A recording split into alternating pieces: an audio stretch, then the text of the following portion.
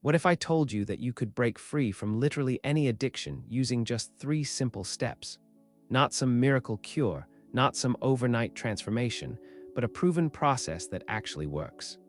My name is Alex, and over a year ago, I overcame my most challenging habit for the last time.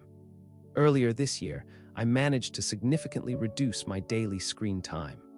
I also went sugar-free for several months and haven't looked back since. Quick note, this video is for educational purposes only, not medical or therapeutic advice. Here's the thing: I wasted years of my life trying every method under the sun. Cold turkey, willpower challenges, motivation videos, nothing worked.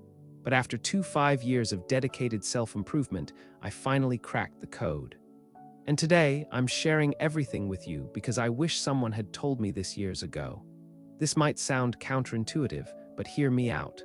Most people try to quit everything all at once, and their brain basically goes into shock. Think about it: your brain has been getting dopamine hits for years, maybe decades. Suddenly cutting off that supply completely is like asking someone who's never run to complete a marathon tomorrow. Here's what I discovered by accident. With every attempt at breaking my habits, I could go a little bit longer each time. First, it was a few days without my phone addiction, then a week, then 2 weeks. Eventually, I could go a month comfortably, and that's when permanent change became possible. Your brain needs time to adjust. Create a written plan. I know it sounds weird to schedule your next slip-up, but think of it as achieving small goals of abstaining that will eventually lead to complete freedom. Individual results may vary, but this gradual approach worked for me and countless others. For example, if you're checking social media frequently, don't try to go to 0 immediately. Start with a small reduction, then gradually decrease further. Give yourself time at each level. Your brain will thank you for the gentleness. This is the game changer that nobody talks about.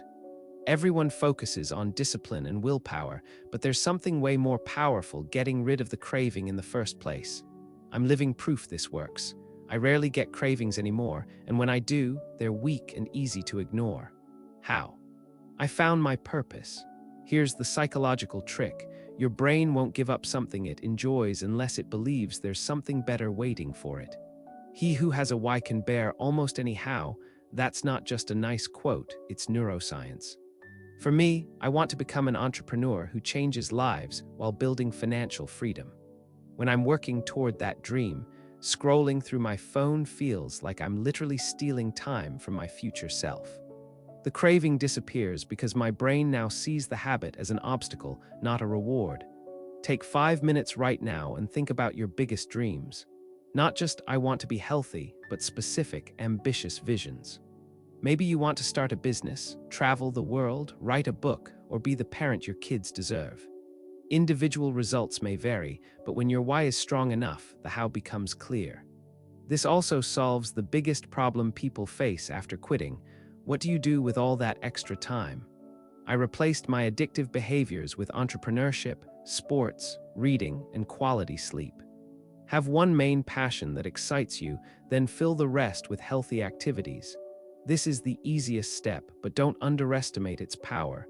We need to talk about cues and responses. Every habit follows a pattern. Cue triggers craving, craving leads to response, response gives reward. We've handled the craving part with purpose. Now let's eliminate the cues. Here's a mind-blowing fact. Many people struggling with addiction find it easier to quit when their environment changes. Why? Complete environment change removes triggers.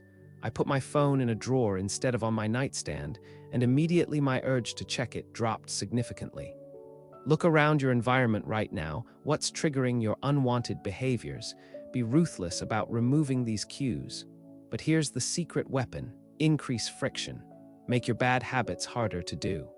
When I was gaming too much, I moved the controller to another room and deleted games from my phone. That extra 30 seconds of effort was enough for my brain to say, maybe later, and the urge would pass. This works because our brains are fundamentally lazy. They always choose the path of least resistance. Individual results may vary, but this principle is universal. If you're struggling with junk food, put it in the basement. If it's social media, log out after every session. Those extra steps create just enough friction to break the automatic response. Let me give you a complete example. Sarah, a friend of mine, was struggling with binge-watching Netflix shows. Here's how she applied these 3 steps. Step 1, instead of going cold turkey, she gradually reduced from 5 hours to 4, then 3, then 2 over 6 weeks. Step 2, she remembered her dream of becoming a graphic designer. Every time she felt the urge to binge, she reminded herself that every hour spent on Netflix was an hour not spent building her portfolio. Step 3, she moved her TV remote to the kitchen and logged out of Netflix after each session. She also filled her living room with art supplies as visual cues for her new habit. Results. Within 3 months, she was watching maybe 1 episode on weekends and spending her evenings designing. She recently landed her first freelance client. The mindset shift. Here's what changed everything for me. I stopped seeing this as giving something up and started seeing it as gaining something incredible.